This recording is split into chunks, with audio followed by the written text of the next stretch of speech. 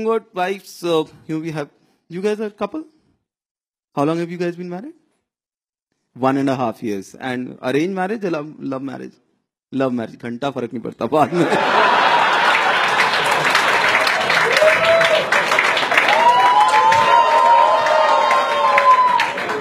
So you guys met in college or company? What? College. Okay. And how long were you guys dating before this? 3 years. So 4.5 years you've known each other. In these 4.5 years, have you, Gaurav, ever won an argument against Rupal?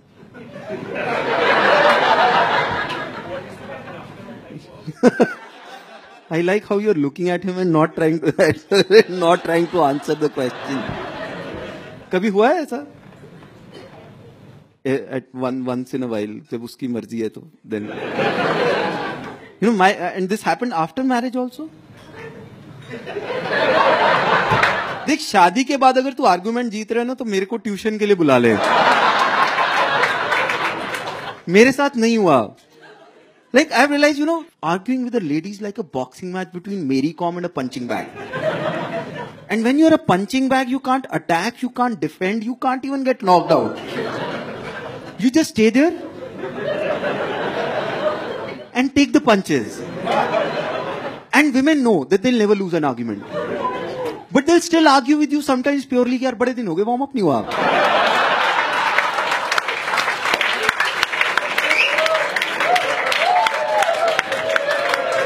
So you'll get a call. यार मौसम बड़ा अच्छा है, पकौड़े ले आओगे? हाँ ले आऊंगा.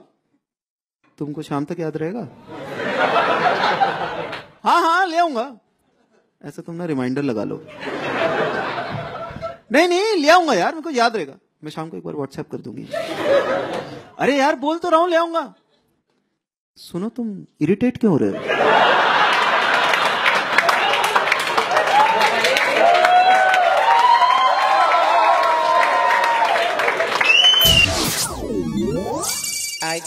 The Global Comedian Podcast. Namaste. Ni hao. ¿Cómo estás? With Sanjay Manaktala. Sanjay Comedy. Traffic is 12-8. Global Comedian Podcast. The traffic is What's up, everybody? Hello, and welcome back to, after a long time, another Global Comedian Podcast.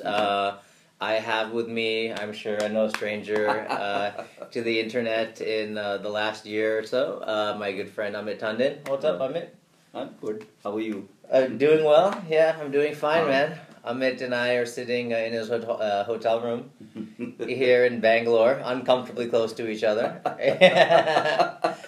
We have limited space, so yeah, limited space. Even when you get 10 million views on a video or whatever, you still gotta do this sort of stuff. So, Amit, I'm sure a lot of people already know you. I've known you now for I think over 5-6 years, from the days of 2010, 2011. Just for context, even though probably everybody knows, if you can just give for a few minutes your backstory from the Delhi comedy scene, what you're doing before that, and where you are now.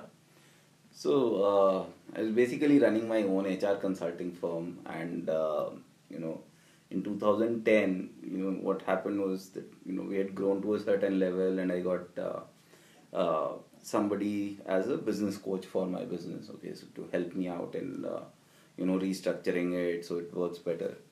And so this guy, his name was Rahul Jain, and he also recommended a book to me, which is called The 4-Hour Work Week by Timothy Ferriss. I've heard of this book, yeah. So it's a very interesting book, a lot of very interesting pieces in it. So if you run your business, I would recommend reading that book.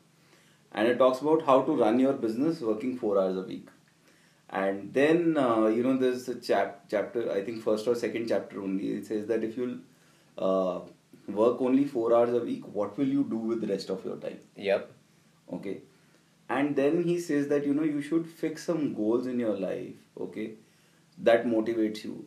Because if you say, कि मैं बाकी time TV देखूंगा, so that is not motivating enough for you to leave your business. Or Facebook. Which we actually need you to do. But yes. We need to sell our tickets and all. Yeah. So then, so there was a proper form that you had to fill in the book. And I don't know why, because normally I just read the book, you don't do the exercises that are given. I decided I'll do that. So I wrote, I will try stand-up comedy. Then I had written a few other things. But I wrote that because during college time, that's like 10 years before that, मैं वो college में theatre waiter करता था थोड़ा बहुत, and I used to write. Okay. I used to write, and I hosted the college festival Events, also once, yes. and all that, all of that also I did. So and even for that I used to write jokes rather than just go on stage and say, please welcome on stage, this, that. So I thought, let me try, and that's when I so I wrote down, then I said, ab likha hai to jana chahiye. Then I tried to find out, and there's only one open mic happening. So 2010, Papa CJ or yeah, okay. So CJ had come back, and Raghav Mandava used to organize an open mic. Okay, yes. Cheese Monkey Mafia, right? Yeah. So first time I went to just watch. So that's the thing about comedy. When you watch it sitting down, you're like, ये तो मैं कर सकता हूँ. Yeah, of course. Yeah. Okay. Everybody will look at it like, yeah. do that. That's not tough. Sure. So then I registered next time, and I went, and 12 saal baad, 13 saal baad, you're getting on stage, so yeah, no confidence, you're shitting in your pants, and that's when you realize it's not that easy. Exactly. Yep. But I think it's that when you get one laugh or something, there's something, there's some high that you get by getting on stage in comedy that makes you come back, makes your skin thicker, and you're like, in 5 minutes, one guy laughed for 1 second, okay, I'll come back again. Yeah. Or reading comments online. Yeah, which always gives you very thick skin. Yeah. Yeah. Okay. So that's what happened then. Yeah. Okay, so just if I understand correctly, so 2010, you had kids at this point. You were already married and settled in your professional life. Yeah. Now, you said, you discovered that book, which I'm sure it's funny. A lot of comedians now are engineers or board office people, MBA graduates. So I'm sure the IIM guys or whoever would be knowing, or the ISB or whatever, 4-hour work week. Yes, I understand. And then Robin Sharma will make 3-hour work week or whatever, something, right? But this book was about managing your time and realizing that all of us, even though we work 40 hours, we waste a lot of time, and we can smarter, not harder, right? So... But did you have a burning desire for that you wanted to try comedy for a long time, or when you wrote that list you were just saying, okay, that seems like a good idea? I used to, the thing is, I was a writer, during college time and all. I used to write. So, when I used to watch stand-up comedy on TV also, somewhere in my mind, even when I was going for work, I would think, okay, one can do something about the kind of people that you meet in the bus when you're traveling to office. So I would see that. Okay. All of that I would do, but never thought that I'll actually get on stage and do it. Okay. So I would mentally make notes like that, look at people, okay, acha, ye aise kar raha hai, ye aise kar raha hai.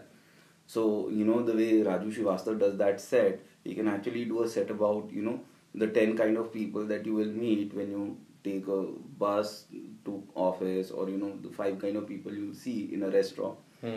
So that would go on in mind, but it was never that, I will get into comedy and I will do comedy for the rest of my life. So effectively started at the age of 35. So. Okay, yeah. And that's a very interesting thing, because, right now, obviously in India, finally after the 5, I wouldn't even say finally, I'd say it's still pretty new in the country. So it is very exciting, all the success everybody's having. Yeah. But now comedy... Whenever I get, interviews and people ask about comedy, like how did you start and what's that, I really look from 2010, I think, until about 2014. Yeah. We were literally 20 comedians in the country, right? For a good 4 years. 4 right? And people would say, you've been doing this that long, or they have shows, or tell me, or whatever. And now, with the explosion in the last few years of YouTube content, Facebook content, Instagram, Snapchat, and all, it's become this huge thing. And what I love about, people like you, Javeshu, Khatri, for example, is it's not sometimes even I get oh man, I'm already in my 30s, and how am I going to reach out to some of these other kids talking about Tinder or college things, but comedy can go any age group, right? Yeah. And tell me your audience, and we'll talk about your videos, and I'll be showing a clip of a 1-minute snippet or whatever. Yeah. But what was it different or more difficult for you having already had been settled with a job and kids? Because for you to take a risk, Yeah. whether it's 4 hours with your daytime job or eventually quitting and doing this full time, you know, you have children and you have those commitments and the school fees and the rent and all that. So how did you kind of juggle that? So for me, the thing is, my business was, giving me good enough money. Okay. What the downside was that now I was not spending that much time on business. So the business that was growing like this just went flat for the next 3-4 years. As you were, and this is before any million views, anything, right? Just just working comic, 100 people, 50 people, whatever. Yeah. So that time, so you're not making money. You Yeah. go to comedy store 5 days in Bombay. Yeah. There's no money, and you only travel was taken care of. Hotel सब खुद करना है. So for me, it was not that I was not making money, but it was that all the plans that I had for my existing business just were gone, because now I was just where I was as a business. To just stay there. Keep the consistent money coming in, but not hungry to invest more. Like in 4 years, we went from 0 employees to 50 employees. Then we were at 50 employees for the next 4-5 years. So that's the flip side that we had. So but I was kind of okay with it. Family didn't have a problem because we were making decent money. So they were like, jab tak kama raha hai, and my parents are like, as long as he's not coming to us to ask for money. Yeah. So it's okay. Anymore. Yeah. Yeah. Okay. So Okay. I had to actually ask them for money for my business long time back. So, but now that was not happening. So they were like, okay, whatever he's doing. But yes, for family, it's a little tough when you travel so much. When you travel so much, yeah. Plus your evenings are gone. Plus of course. Plus your subject matter can't be as edgy maybe as somebody who may not have children or the wife is not listening or whatnot. Okay.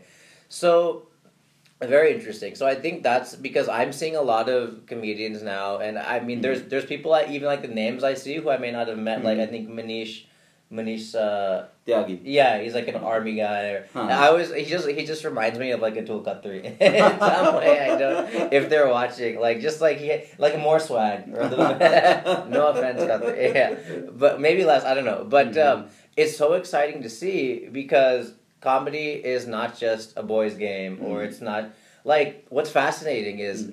In marketing and in digital content, they teach you that the kids are the ones who share. The kids are the ones who are like tagging their friends. Oh, Sonia, look, every Starbucks girl or every this, that, whatever. But let's talk about, let's skip forward a bit. Obviously, there's a huge journey that Tandon has done, and everyone email him individually. He'll get back to all of you. Yeah. But you've had a fantastic last 1 year, right? Or 18 months or whatever it may be. Describe that, because a lot of people don't realize a lot of the names they're seeing now, some are really just 1 to 2 years in, but a lot of them especially, and I love it when it happens to somebody, like who I've seen from here, and then hit that. So like, describe the thought process, what you were realizing a few years ago, okay, digital content, I have to do something, da-da-da, and now to what the last roller coaster has been for the last one and a half, whatever, yeah. So, earlier, I was not releasing my videos. I was doing the same sets that I'm doing even now. But I think around 2014, I realized people had started releasing their videos. I think Vipul Goyal के कुछ videos थे. उससे पहले सिर्फ Rivaldo के थे videos. And we could see the difference. And then, I think Khatri released videos and some of the other stand-up comedians in 2015, and that's when I thought that because earlier I was like okay, if I release my material, then what do I do on stage and all that, that regular fear everybody has. By the way, and I don't mean to interrupt you, but I'm gonna forget. There's so many kids who say this, and so many even adults, like like I don't I don't want to release my jokes, then what will I have? People need to realize this is a very good problem to have. Because if you're hanging on to some joke that you have about IIT or middle class or parents or any dating, whatever, if you only get 1,000 views or even 100,000 views, chances are people who see you live are not going to have seen it. Yeah. Right? And on the flip side, if you do get 1 million views, then it's a very good pushing you into the corner that shit, I have to write more now because people are coming for me and you're getting better stages. That pressure actually makes a big difference. Yeah, I always call it good problems because it's a win-win situation. Even 50,000 views is still good to show somebody, can I get your show in Bandra or can I get on because look, people like me. But it's enough that I can still hang on to the joke if I want. It's like a brochure online, right? When somebody's looking for a stand-up comedian and they're like, can I know, can I get some videos of yours? That's the next question that people ask these days. Yeah.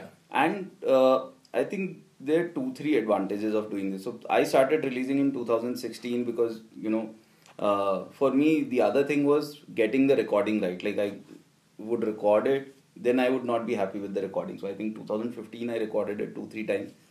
But every time I'll be like, nahi, ye theek nahi lag raha. It's not coming out right. So then I think 2016 when I started releasing, for me the thing was, okay, let's just put out something because a lot of corporates also ask for it and people have been putting it out. And first 2 videos were kind of okay. They started giving me more, likes and, whatever subscribers, decent numbers. Then I think the 3rd video just went off the hook. Like took off. The hotel just took off. This is the hotels one? No. This was the I think the one that took off first was the one shot in Dubai, which was about fathers and I said Comic Sutra that you shot at Nitin's thing. Yeah. Okay. And I was not even keen on releasing it earlier because this was like okay footage according to me because I didn't get the camera angles or anything. I just got single footage from, Mirani. Yeah. But then I was talking to Zakir because Zakir had already become hit those videos. Yeah. And, we were just sitting in the green room and we were talking and he said, Bhai, comedy to internet pe hi ho rahi hai. Yeah. Not the jokes. Never get your jokes from the internet. But comedy, it's hot there. Yeah. That's the, growth path. So then I decided, okay. So I showed him the clips and he's like, ye to aap dalo zarur. Because, you have audience, the people are laughing, the entire setup is right. So that's when I decided, okay, I'll put those clips on. And they just, this one really did well. Second one was about women's handbags, so that did well. 5-star hotel bit came after that. But that's the one that really did. That did 5 million or 4 million or something, right? 4-5 million. Yeah. With 5-star hotels, then 4-5 million with this middle class symbols. Symbols, yes. Yeah. So those videos, because they resonate. The thing is, when people say that, okay, this is my story. I've seen that worked very well for me. Whenever people, because earlier videos, I think in the beginning were about Delhi traffic and about Punjabis. Yes. But when I did the video about, fathers, then it was like, okay, this happens in Dubai also to a father. This happens to somebody in India as a father, irrespective of what area you are coming from. So that's when it started growing. So and same for middle class because everybody wants to think that they are middle class. Sure, yeah.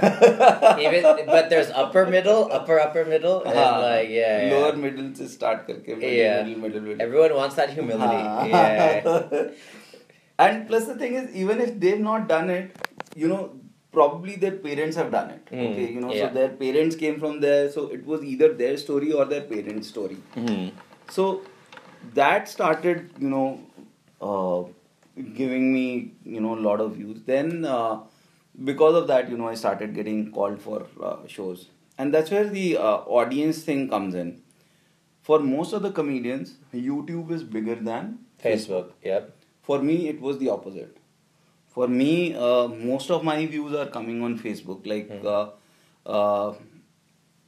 my numbers on YouTube are similar to most of the comics, million, 700,000, 800,000, 1.5 million is the most that if anything went. It's not Yeah. as crazy as Abhishek Upmanyu or something. Yeah. But my videos, one, they traveled a lot on WhatsApp Yep. and on Facebook. Yes. And Facebook is, when you said that, the younger audience tags and for me it was the older audience.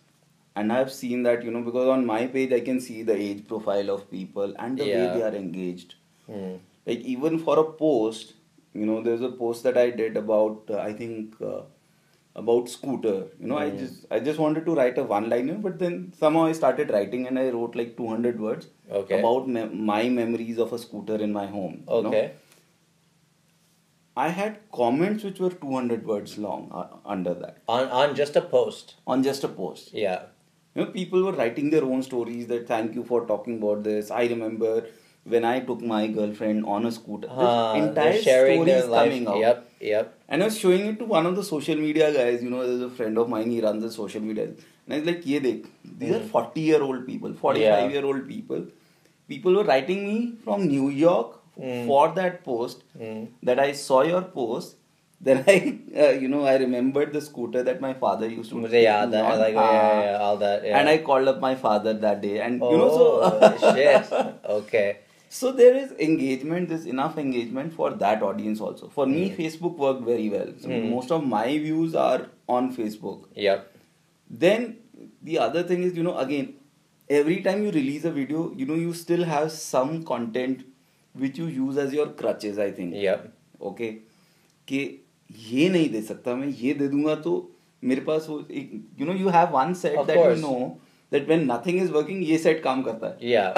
if people come for your show and all you're doing is bachelor life and you don't talk a little bit about wife or mother or mother-in-law, people will feel a little bit. We came for a little bit of yeah. Plus, but you have one fail safe. हुकुम का इक्का होता है कि ये तो चलेगा. Yeah. 10 minutes dead silence, then you have that one set that you bring out.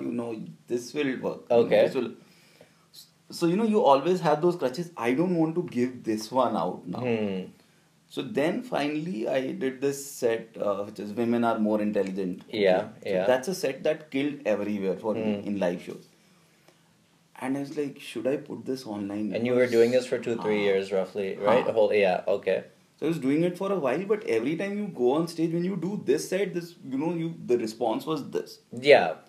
And I was like, should I put this online? Because if I put this online, I can't do it again because I'm getting, even if I get 500,000, which is very good, like, not his standards, but I can't do it because it's out there. Yeah. But that one, so finally I decided, chal theek hai, dal dete. Yeah. वो डाला वो तो explode.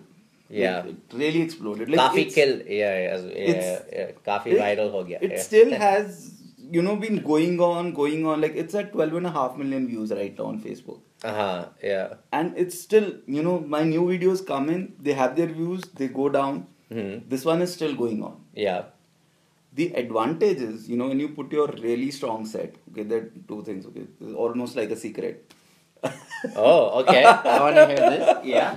Okay. The advantage is that, if you start getting audience because of your sets, and people have seen your strongest sets online, that also, gives you more space and time, and you can afford to be a little less funnier in your show.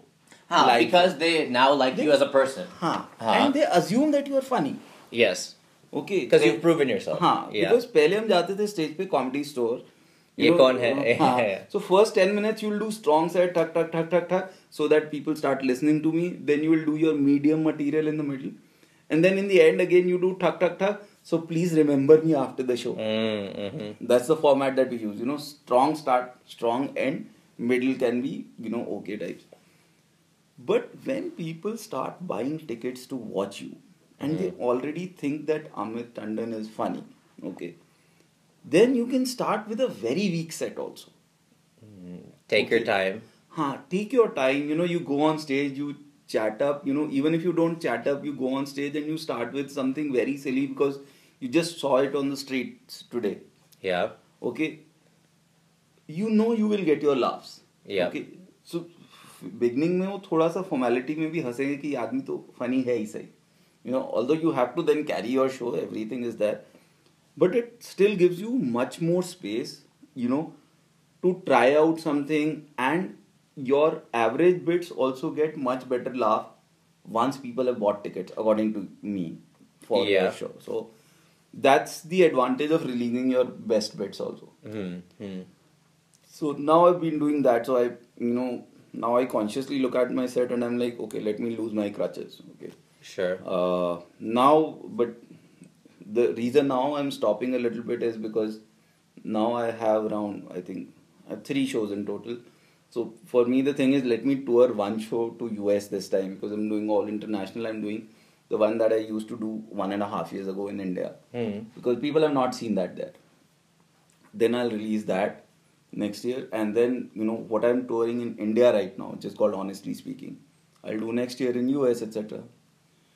Then so you always have some material with you, and while I'm selling tickets with whatever I've released already, then why do I release more material? I just had this dream that someday I will be able to afford a vacation at a 5-star hotel.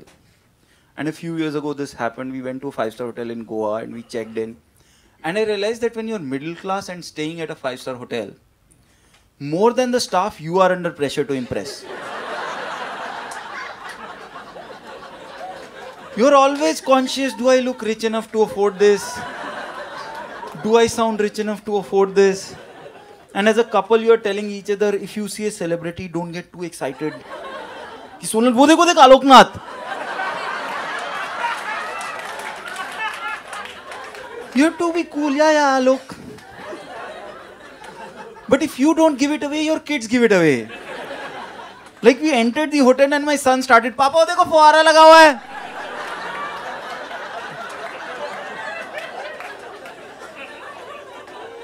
And once the staff figures out that you are middle class, they start playing around with you. They'll tell you things that you can't understand at all. So the tea will be served at the parapet.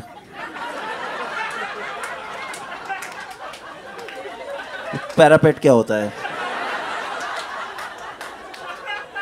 We don't know, right? But we are like, yeah, I will be there at the parapet. फिर हम Google पे ढूंढ रहे थे, जो parapet देख तो सही है क्या?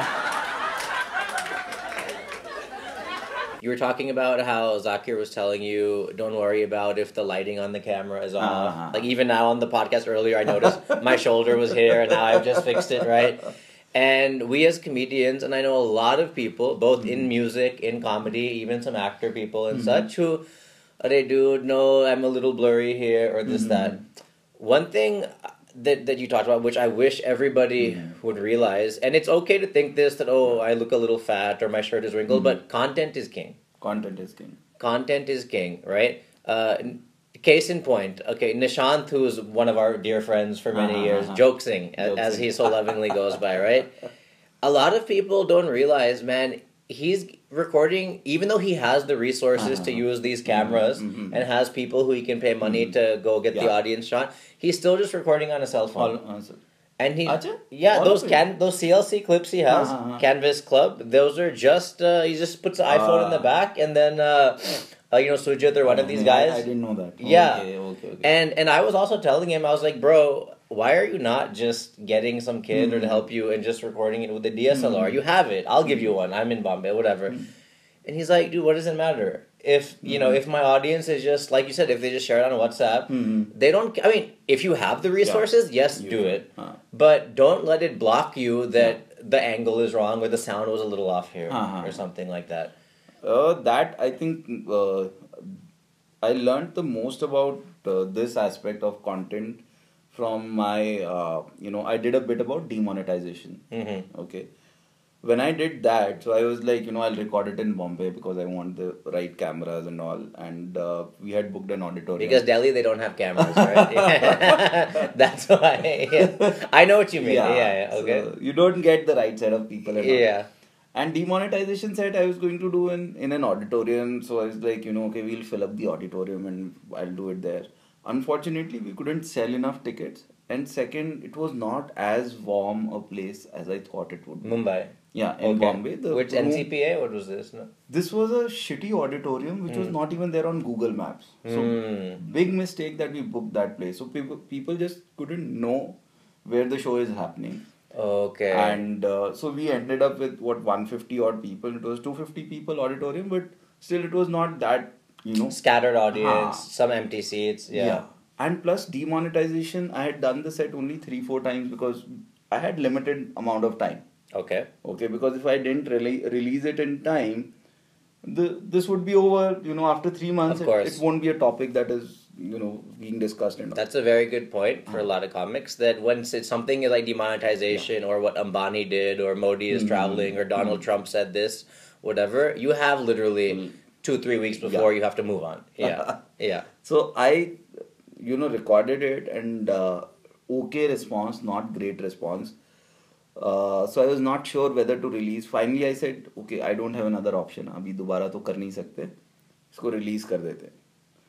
But it got great response. Because one, in terms of content, people liked it a lot. Because everybody was either, I hate demonetization, and the others were like, I love it. I love it. And I was taking a middle path where I said, I don't know, अभी इतनी जल्दी कैसे पता चलेगा? Okay.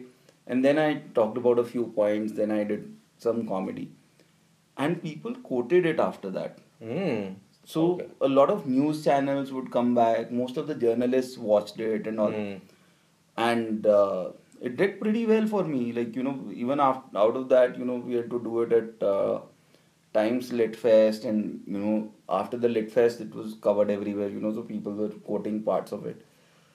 Then I realized, okay, so content is most important. So audience is laughing is great. The more they're laughing, Better, obviously. It's always better. But if your content is strong, then people will listen. 100%. And how many of all of us might have clips where the audience is laughing, but the comments are then, whatever, or what were they thinking, or whatever. It goes both. And on the flip side, you maybe felt, oh, that one punch in the middle class, in the demonetization always gets an applause break. Here it got a medium one, but online it's gonna fly if, like you said, right? It's hot and all that stuff.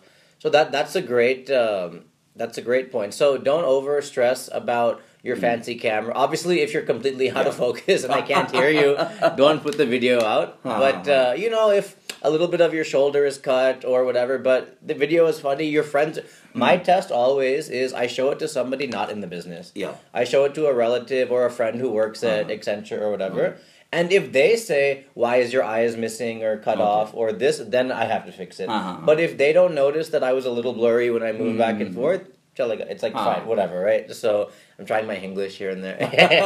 So, second... if they notice, then it means that, it's visible to a common eye also. And if Mandava or me, you send us the clip and I say, in fact, Abhijit Ganguly, like when he was in a lot of, when he got in that Kapil Sharma stealing jokes thing, so I was like, hey man, terrible that he stole it. But by the way, you're a little out of focus in one shot. Next time, tell your guy. And he didn't respond to me.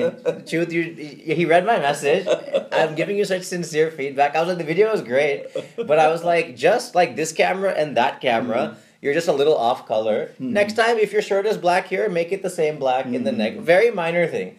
And it's not going to affect the quality of your video, right? But so yeah, if somebody like us would say to another comedian, minor tweaks. But if like a parent or a friend is saying, why is your shirt so wrinkly, then you should. Yeah.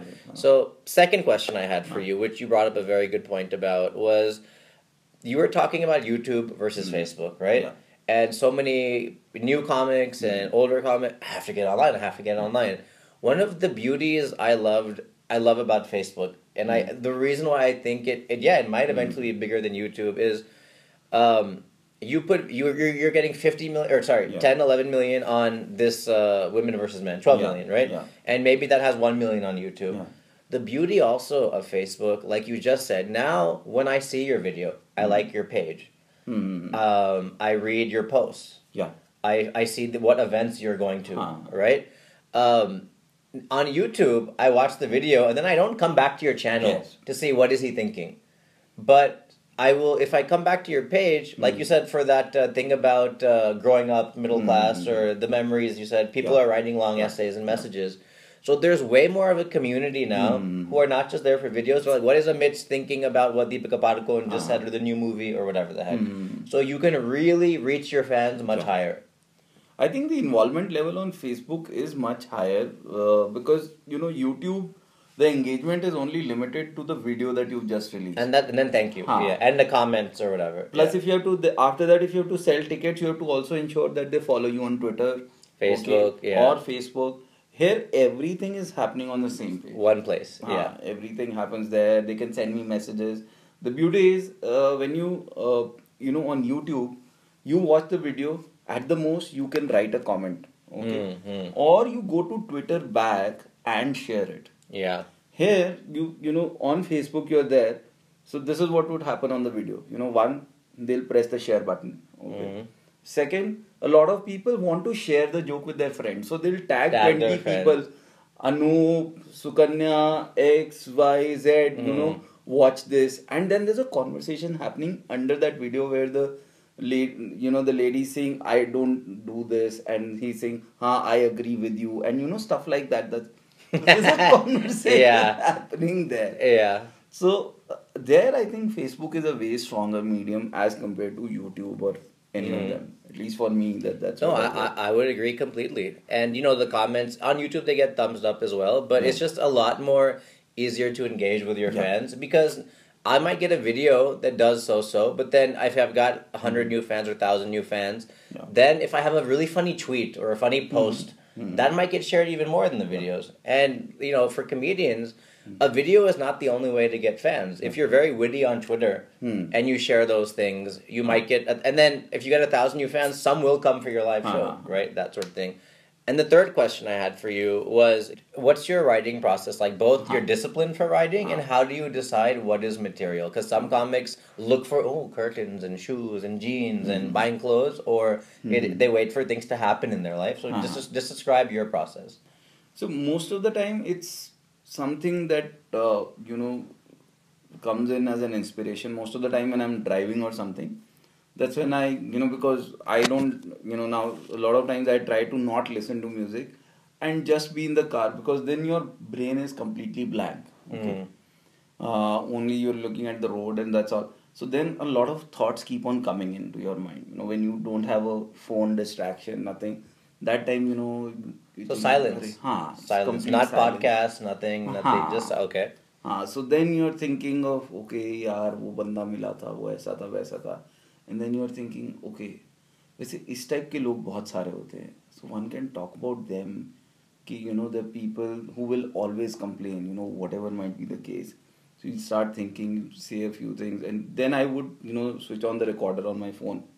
And just start talking. Rant. Oh, okay. So that I would do. So whenever I'm, my brain is free, normally mornings work very well, if there's nobody who's awake at that time.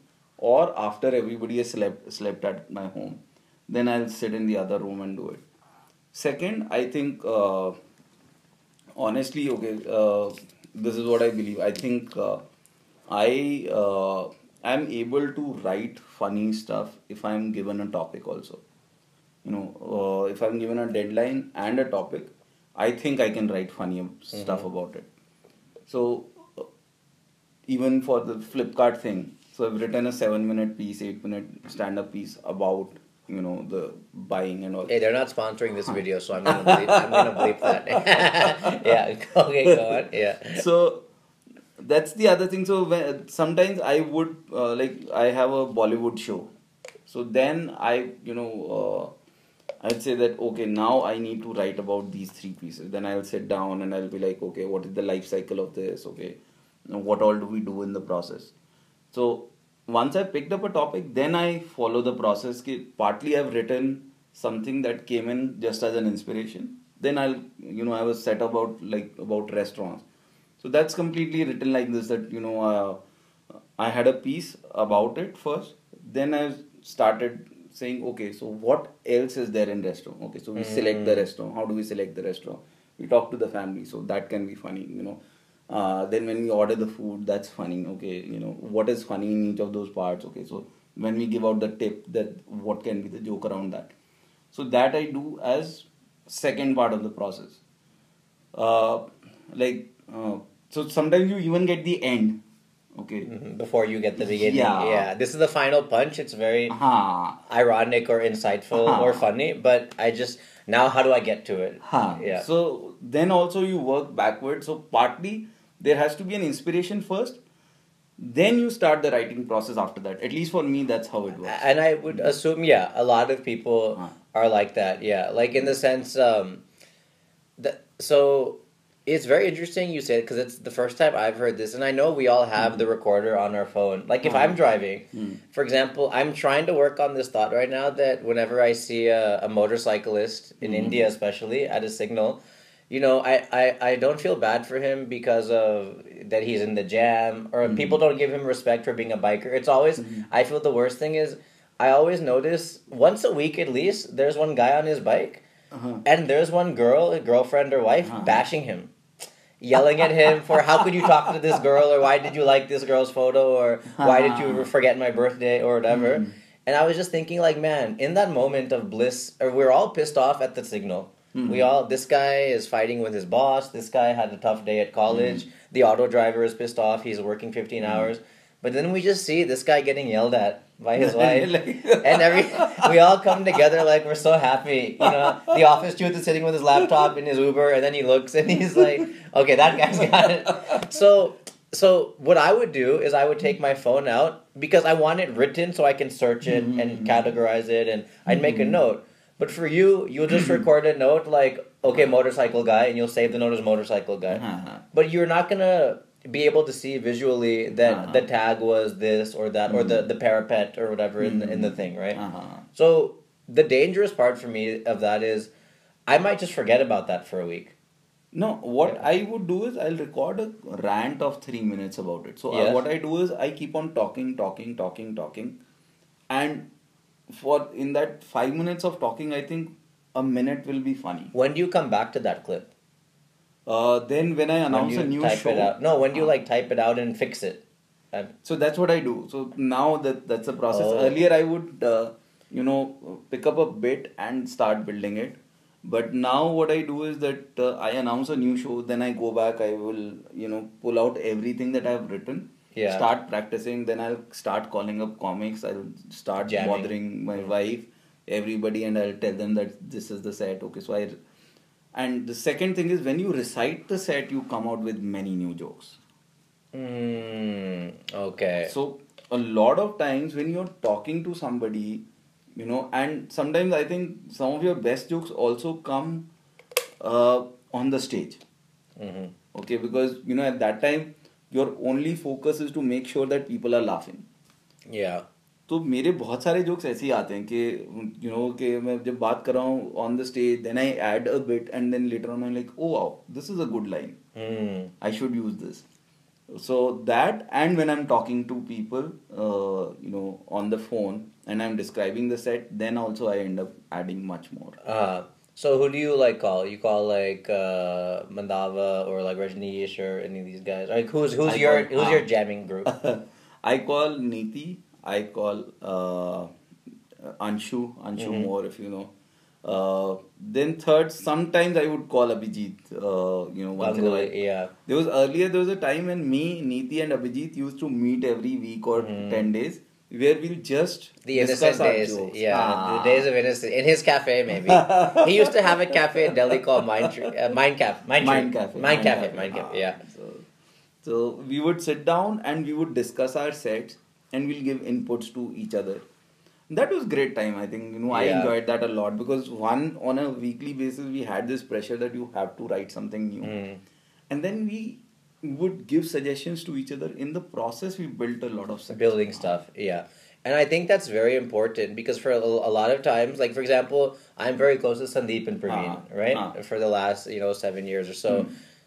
Praveen has the married man, Tamilian mentality types, and then Sandeep is more or less an alcoholic party machine, upper middle class or whatever. So if I'm trying to do a set on a Tinder or a Facebook, Praveen's point of view and Sandeep's point of view are both very different, very different. But that's not to say that now if Sandeep will just tell me stalking girls and sending messages and and share and all that, Praveen might be saying, nice, religious festival forward or but if you take the whole, you have Neeti and you have Abhijit. One's a married woman and who loves dogs, and one's just a younger guy. So you get all points of view that then reaches out to your whole audience, right? So For example, like if we looked at your middle class like hotels bit, which was very popular. So how did you start from? Like, were you just in the lobby and he said, go to the parapet, is what you said, right? Yeah. And then you thought that should be a big punch in the middle of a joke about middle class hotels, or did you just sit and...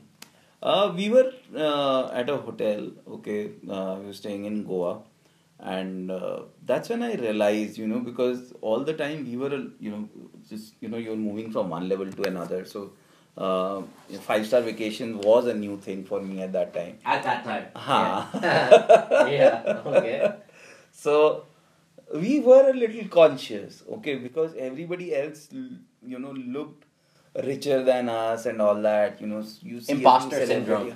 I don't belong. So, yeah. So then you're like, so that's where it started, okay, and and it was not even that first line. It was not supposed to be a joke. It was just supposed to be a setup where I say, when a middle class guy gets into a hotel, more than the staff, he's under pressure to impress. Yeah. But when I started doing that, I realized, a lot of people connected and laughed on that itself. On the premise. On the premise itself. Yeah. And then, rest of it was just, I think, a lot of observations that I picked up from the hotel, the regular, because again, the issue was, we were staying with our kids and, the bathroom has no bolt. There's no bolting on the, so koi kundi nahi hai, so you got to be careful, you will announce, मैं bathroom में जा रहा हूँ, कोई आना मत. Yeah. Or half the time the bathroom is clear. And yeah. And they leave like even if I'm on my honeymoon with Miss Universe or Miss India, no, I don't want to see her through the shower. Like, give me privacy, right? Yeah. So that entire thing, so that just I think I just started putting the observations together and it came out. It was basically on a Goa tour that I started writing and. Okay, so. And I'm sorry to, as we say, beat the dead horse or whatever, but what I'm asking, because a lot of younger comedians, and this is I interviewed a guy in America once, and I asked him, a lot of my audience is Indian, can we reverse engineer your joke? This was like 3 years ago, one of the first podcasts, and he looked at me and he said, bro, that's such an Indian thing to ask, reverse engineering, like, kaise kiya, like, how did he, but, so I understand your thought process, but logistically, what I want to know is, you were on this trip, you were at, you started making these observations. Yeah. So did you immediately tell your wife, like, okay, so no, like, I need to leave me alone for 2 minutes, I'm going to go write these 8 bullet points, or I'm going to go jam and tell my thing in the phone? Like, or did you then later, okay, the lock was one, then one day later, okay, the parapet was one, the buffet was one, like... That was later on, like, I would come back and I would write. Or I, recently we were in New Zealand, so there, I can't work when my family is around because I think that time belongs to them. So I would wake up before them. So I would sit down and I would think, kal kya hua tha? We went to Queenstown, we went there.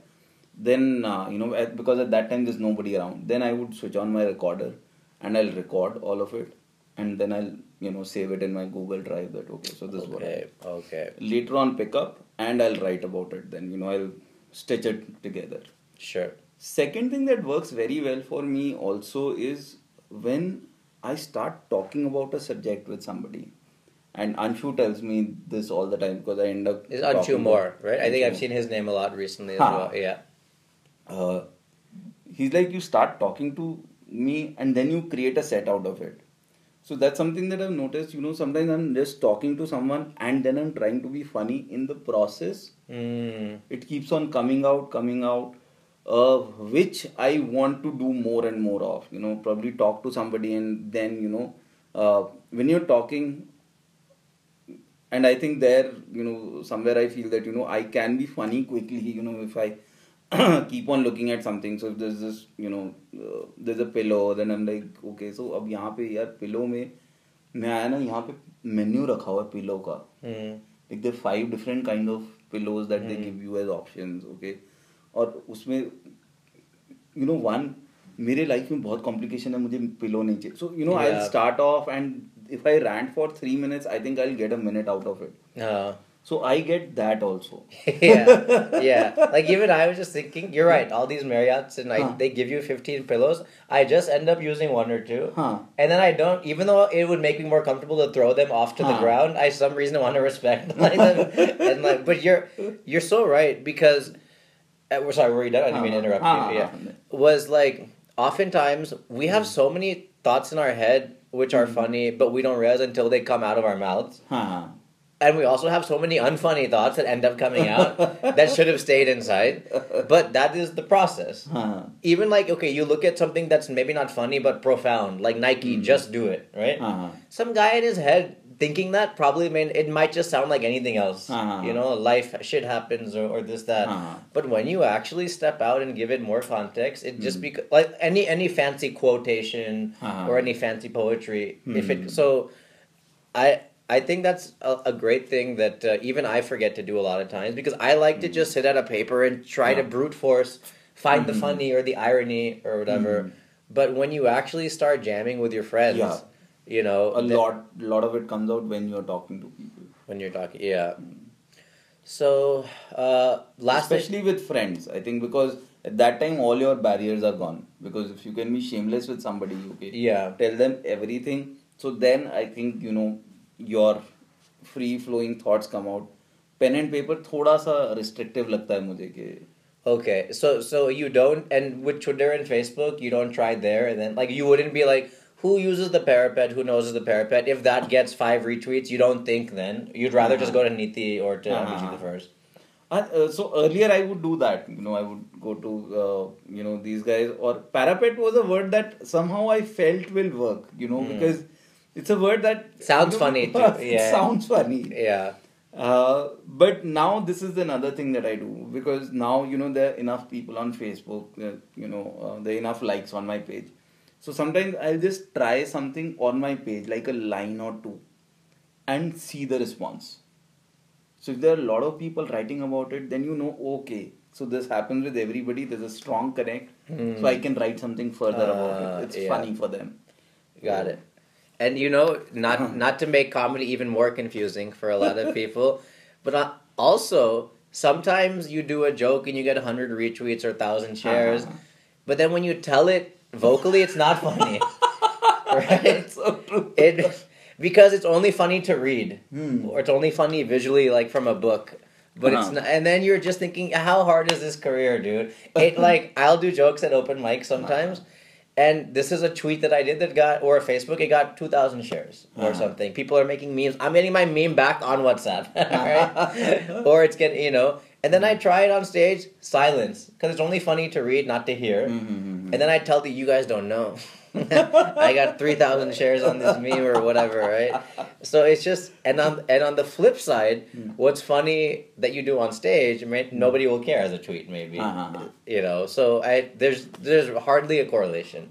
I think I would like to add one bit to it. Twitter jokes, I'm not sure whether they'll work or not. Facebook, I think, has a higher, if you've written something on Facebook, it has a higher probability of cracking, working on stage. The reason is Twitter, you have a limit. Okay, so 140 characters, you have to say whatever you want to say. Okay, so you say something and you leave a lot of things unsaid also in the process. Because you believe, okay, the rest of the context people will get or whatever. Or it's more one-liner that Whereas when, so now on Facebook, another thing that I do is that I don't restrict my words ke, arey, ye to bahut lamba post hai. Because I've seen people read long posts. Okay. So when I write on Facebook, I don't restrict my words. And then I see the response, a lot of people, when they don't just like it, but they start commenting on it. I see. Okay, then you see a connect. Okay, they keep on adding to it. Like I've had cases where people have started writing on it and then I've written, can I use this in my set? And they're like, go ahead and do it. 100%. It's so funny. There's websites called Reddit. I don't know where a lot of people write comments. And of course, YouTube comments, right?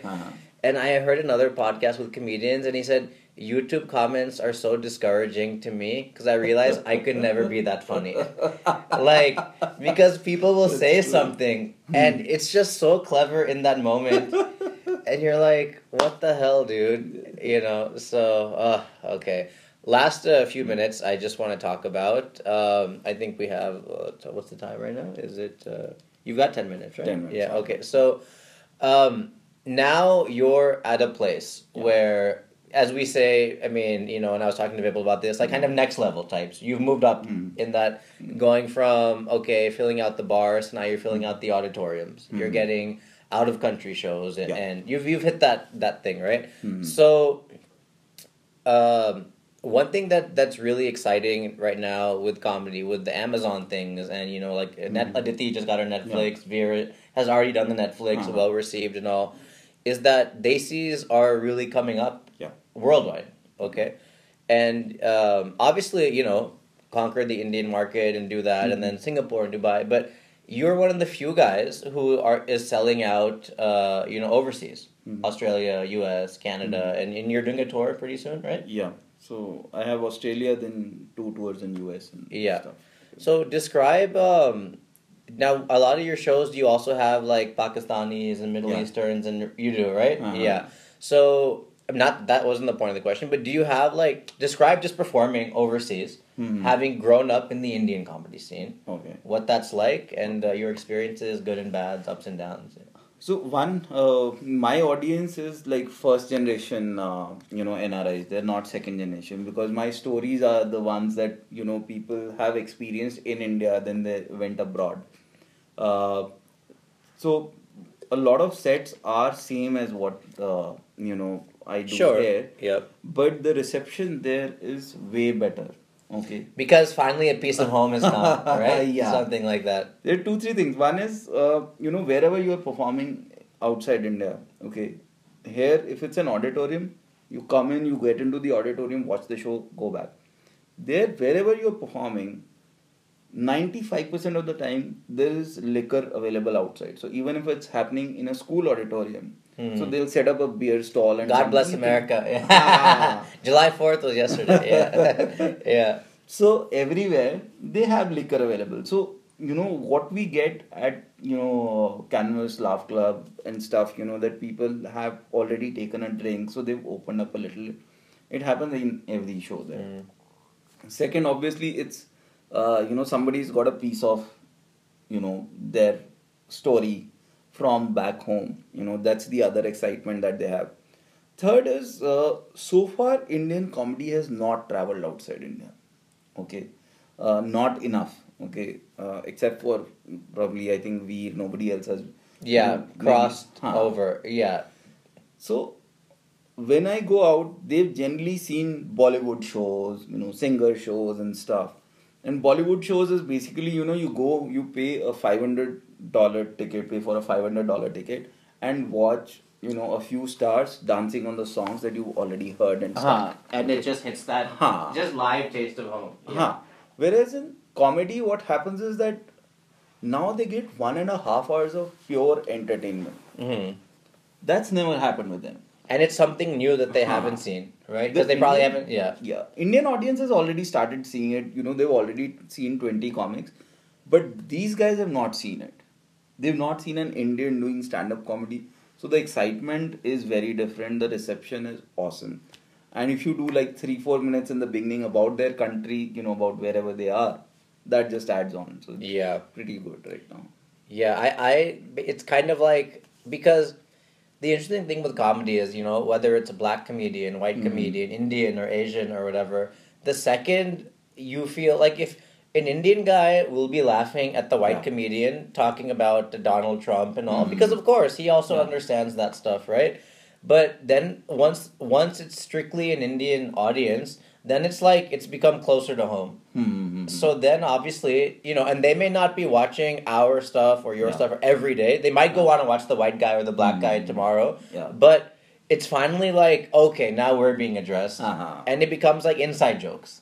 Like family jokes. So the jokes you'll crack amongst your family reunion in Delhi or whatever will be much funnier, maybe to you and not to me, than other people. Yeah, so that's exciting. And Have you had to change anything traveling? Like, had you use less Hindi or more Hindi, or do you not use the references like of Bihar this or Gujarat that, or do you more or less keep it the same? No, I keep it the same because they've already watched my videos, so they know what they're buying. You know, they know what they expect from the show. So I don't change that at all. Have you had any white people come for any of your shows occasionally? A few? So that happened in New Zealand recently. So there are 2-3 white people who had bought the ticket because there were advertisements everywhere. So they thought that this would be a good ticket. Okay. And so they walked out after 15 minutes. That, Is it this guy has 10 million views? They didn't come with some Indian people, because that's normally somebody says, "Hey, Donald, Jerry, come on, office people, come." So the thing is, these guys had a tie-up with the newspaper. So there was a full-page ad. So, Okay. So I think somebody wanted to experiment, but Okay. Then after 15 minutes, it's like parapet is the only thing I understood. Only the parapet I knew. So now I'm actually telling people in US, etc., whoever is booking, that do write that language is Hinglish and not English. So. But to be honestly, I've been watching some of your clips again, just before to prepare for this and stuff. And even though you're Hinglish, you're not that Hinglish, to be honest. To me personally, like even your like women's set, you're Hinglish to the point where I can still understand. A lot of comedy is moving, and as it should, fine, fair enough, to more Hindi. It's almost 60% Hindi now, 40% English. But I still feel you're about 80-20. Yeah, it's 80-20. 80-20. But do you adjust, like if you go to Chandigarh, do you go 50-50? Or do you just still stay yourself and you're about 70-30, 80-20? No, I would adjust a little bit. Like for a Consciously, Jaipur or something, you would do I it. would do that. Yeah, so you'd flip some of your setups to be a bit more Hindi. Okay. And when you go overseas, you keep it to 80-20. Whatever comes out naturally. It's basically the language that I speak at home is what I would use there. Yeah, okay. So last question. So what now? Now now I'm probably looking at so the thing is I would add a few other mediums probably in terms of their offers coming in terms of television and stuff. So what I plan to do is in the next 2-3 years build something in parallel which still helps me in selling tickets in my live shows. Okay. Example being? So, maybe do some kind of a TV show or something. Okay. So you do 10-12 episode of that. Okay. So it still gives you more face time on, brings you closer to more audience. So in the process, when you go out next time, it helps you. People are like, okay, so this is AMIT Tandon. So if I'm selling, let's say 1,000 tickets today, in a Sydney, so I should be able to sell 3,000 or 4,000 tomorrow. So that's the point. Still stay a comedian.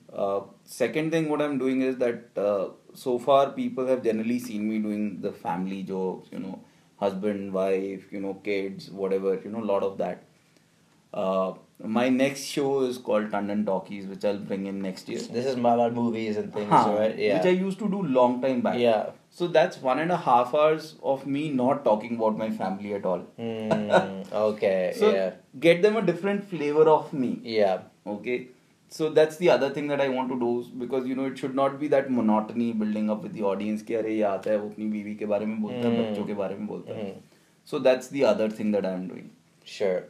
Plus international I've realized is pretty big. So next year, I've rather than getting a call and then booking, To my be more dates. proactive, yeah. So I book my dates in different countries. Okay, so this is the time I'm going to UK, this is Australia, this is US, and then plan my calendar for a year, probably 6 months in advance or something. So are you like, okay, now, because I think in terms of views, especially with your Facebook, you're probably at one of the top 3 or 4 by now. Like you've really, on Facebook especially. So do you, what I find fascinating about our field and anybody's field, whether music or poetry even is doing very well. A lot of these Bombay people are doing spoken poetry, right? Like if you have 1 million views, you're already getting more TRPs than something on MTV. or whatever. I'm pointing at the TV that we have. So are you is there a hard, this is strictly comedians having vanity and arrogance, whatever, but Do you like, if does a million views mean that at the airport 2 people will say I know this guy, or does 10 million mean like, okay, even the army guy checking your passport and everybody, like, are you getting recognized a lot? Are you feeling like, is the hotel guy saying? So a couple of people everywhere, so you go to the airport, there'll be a few people will recognize you're eating, somebody will recognize, you can see that there's a discussion happening about you, a couple of tables away. Outside India, it happens a lot. Like, somehow I've realized outside India, people watch my videos a lot. Like in Auckland, we were standing on the street for 10-15 minutes because my wife was shopping, and we had 4 people coming in. Those 10 minutes, 4 Indians coming in, and I've seen you. So that's Okay. So, and you've noticed this mainly in the last 1 year. Yeah, this is the last 1 year. This is so insane, because whether you're a brand or a company, the people don't realize, like, we see 5 million on YouTube or Facebook, and we think, oh, it's Facebook or it's YouTube, like not us, but like the average person possibly. But holy crap, man! That you're getting recognized more than the cereal guy on Star World or whatever, than that actor who's been putting in his time every day and is seen by a lot of So it just fascinates me. Like, I just find it so interesting. But there was some question I had. I was just gonna tell you a story. So I remember once. What I love about this stuff is this is probably for the unmarried guys who are going into comedy. I was in a restaurant in Los Angeles, of all places, right? And I'm on a date. Wow. Okay? And I'm thinking, okay, I've got some fans in India and Singapore and Dubai, but like whatever. So I'm just on the date. We're at a restaurant. I was there for like 3 weeks. Not a single person like anywhere outside was like, oh, you're the comedian guy or whatever. Just by coincidence, this date, Tuesday, 7 p.m., I'm out with this girl. Somebody walks in. Maybe some guy was visiting from Bangalore or Chennai or whatever. He's like, you're the comedian guy. in front of this girl I'm trying to impress, right? And like, I kid you not, like later, so she went to the bathroom and I was like, oh, thank you, but I was like, you did me such an honor. Like, because she was like, does this happen every day to you? And I was like, no, every other day. Like, don't worry. So it was too funny, man. But, okay. So any final words to any of the people watching? Comics or audience or? I think everybody's told comics already that, don't listen to other comics, which I think is very true. What's the point of this podcast then? What's the point? Yeah, come on. Okay. No, because actually, the thing is, a lot of new comics end up doing things, which they think they need to be doing. Yeah. Or what plays on even the experienced comics, even people like us, even with me, this happens that, when I'm doing something, then I'm thinking sometimes, how would other comics look at it? And I think that's the worst thing that you can do to yourself, because every comedian is different, every person is different, so you got to do your own thing. And what I see is that, sometimes people feel that, marketing karna, they look down at marketing their shows and stuff. Yeah. Which I think is a very important part of your career. So if you are doing comedy, marketing will almost, I think according to me, should take almost as much time as doing comedy. Okay? Because end of the day, why did you do comedy? So that people come in and watch you. Yeah. Okay? तो अगर तुम marketing नहीं करोगे, okay, tickets नहीं बेचोगे, मैं ये नहीं कह रहा हूँ कि बिग बॉस पे जाके बेचो, बट अगर टिकट नहीं बेचोगे तो फिर मार्केट कॉमेडी करने का क्या फायदा होगा? Yeah. Well, the best marketing would be 10 million views. That is the best marketing, because you're doing comedy and marketing. Yeah. But I agree with you. Yeah, you should never do more marketing than comedy, which a lot of comedians, and we've all made that mistake of, okay, I'm going to make these fancy posters and get these pictures of, like whatever. Yeah. But yes, content definitely has to be there, but at the same time, marketing, asking for work. People don't ask for work. Okay, so if you're getting into comedy, just leave your ego in your closet for a few years. You've got to ask for work. Okay, it's not कि मैं बैठा हूँ तो मेरे को कोई discover करेगा, ऐसा नहीं होता है. Like some of my best shows I got because I asked for work. Very early in career, I remember. I'm making it a little longer, but I'll give you an example. So there was a show that CJ was going to do with Neeti, Abish, and Abhijit, and I was not on the list because CJ didn't know me, and I was not that good also. Okay, so honestly, I was not that good. And it was called A to Z of India, something of that sort. The show was called. And I came to know that this show is happening. So I called up CJ, and I didn't know CJ very well. CJ didn't know me very well. Like, CJ, I know this show is happening. Can I write for it? Meaning, can I get a spot? But can I offer to hold the camera in the back? Yeah. So yeah. I was like, because they were going to write the show, I was like, can I write for the show? Even if I'm not performing, let me just sit with you guys in the room, okay? And he said, okay. So, in the beginning, it was just I was going to write with those guys for the show. But slowly, when we started talking and CJ somewhere felt, okay, if we are making him write, we should give him 5 minute, 10 minute spot, so, yeah. And I got as much stage time as everybody else. And that show was phenomenal. Like, I remember that show, like, it came to a point, so the 4 of us sitting, CJ will call one of us to do a set, and then we'll sit down. It came to a point where I'll stand up and people would start laughing. Went to that point. Oh, shit, So- okay, yeah. So sometimes you have that night, right? Yeah. Some days you are just in that zone.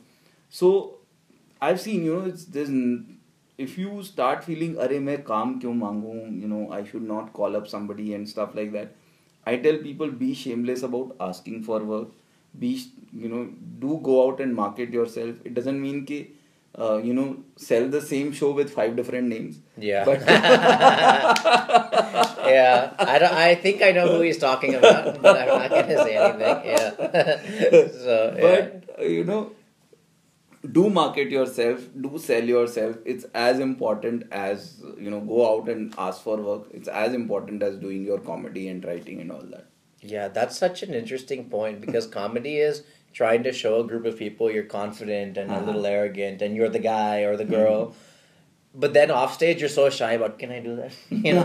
Like, can I have 5 minutes at the spot? But I 100% agree. I wasted so many years just thinking things will fall in my lap. That CJ or somebody or whoever will see my hard work and humility and think that. And yeah, there are people who message too much and like, give me a spot, and you're like, dude, leave me alone now. But I agree 100%. And don't be a stalker. Oh my god. You have stalkers now? Do you have people who keep sending messages? Oh, that happens all the time. Yeah, and you're like, and these, you're married, obviously, right? We've already talked about this. Okay, we're going to talk about this offline, about those messages. But, Amit, thank you so much, dude. Thank you. I appreciate it. Right. Amit, been a friend a long time. I wish you all the best. I think you're already doing so well. Yeah, I'll link to all your stuff online. And, all right, and final sign off. What do you want to say? Last thing you want? Last one sentence. No, I think that's all. Buy my tickets next time I'm in your city. Buy his tickets next time he's in your city. He'll be in the East Coast when? East Coast in September, West Coast in November. East Coast in September, West Coast. Oh, and you're doing Gotham's in New York, right? Carolines or Gotham? Carolines. Guys, Amit Tandon and Louis C.K. on the same night, maybe. Yeah. It's sold out already. So. Oh, sorry, Louis. All right, thanks, Amit. I appreciate it, dude. Thank you. Thank you. Bye, guys. Thanks. IT guys. The Global Comedian Podcast Namaste. Ni hao. ¿Cómo estás? with Sanjay Manaktala. Sanjay Comedy. Traffic is 12H. Global Comedian Podcast. The traffic